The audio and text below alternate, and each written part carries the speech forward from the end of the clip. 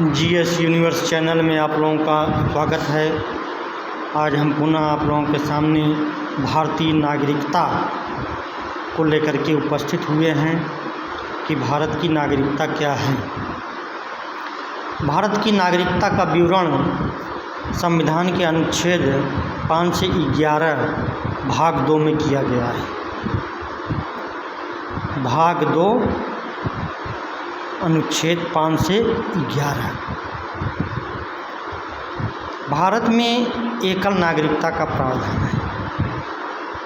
भारत में एकल नागरिकता का प्रावधान है। भारतीय नागरिकता अधिनियम 1955 के अनुसार निम्न में से किसी एक परिस्थिति में भारत की नागरिकता मिल सकती है। पहला जन्म से, दूसरा वंश परंपरा से, तीसरा देशीकरण से, चौथा पंजीकरण द्वारा नागरिकता मिलती है, पांचवा भूमि विस्तार द्वारा, पहला जन्म से,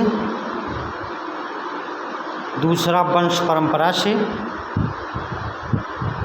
तीसरा देशीकरण से, चौथा पंजीकरण द्वारा नागरिकता, तीसरा भूमि विस्तार द्वारा नागरिकता। जब भारत किसी अन्य क्षेत्र की भूमि को अपने में शामिल कर लेता है, किसी अन्य देश का विलय भारत में हुआ, जैसा सिक्किम का हुआ था, तो भारतीय नागरिकता का विस्तार हो जाता है।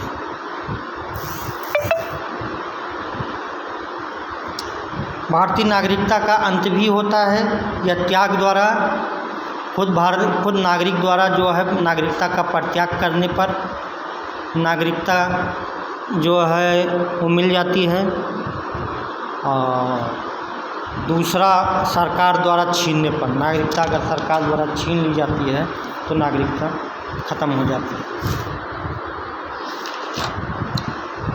मतलब दो स्थितियों में भारतीय नागरिकता का अंत होता है, परित्याग द्वारा,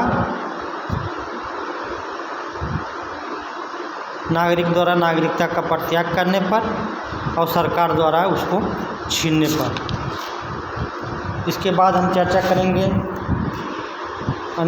मूल अधिकार की, जो वो सबसे महत्वपूर्ण है। पूरे संविधान में सबसे महत्वपूर्ण अगर कोई चैप्टर है तो मूल अधिकार है।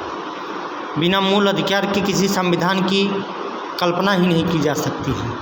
यदि वो संविधान नागरिकों को मूल अधिकार नहीं दे रहा है, फंडामेंटल राइट नहीं दे रहा है, तो उस संविधान से नागरिकों को कोई फ़ायदा होने वाला नहीं है। इसका वर्णन अनुच्छेद 12 से 35 में किया गया है।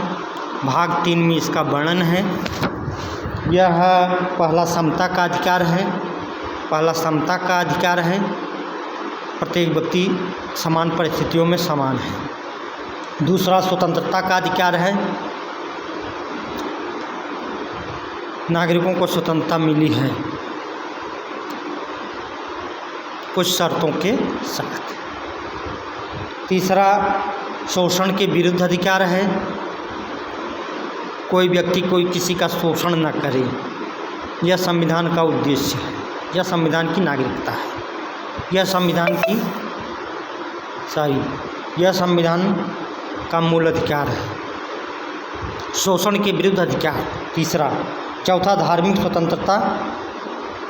स्वतंत्रता मिलनी चाहिए। प्रत्येक व्यक्ति अपने धर्म का पालन अपने अनुसार करे, उसके धर्म और विश्वास में कोई हस्तक्षेप न हो। चौथा संस्कृति एवं शिक्षा संबंधी अधिकार। पांचवा संवैधानिक उपचारों का अधिकार। तो यह है, चैनल को सब्सक्राइब करिए, वीडियो को देखते रहिए। हम ज्ञानवर्धक वीडियो आपके समक्ष प्रस्तुत करते रहेंगे।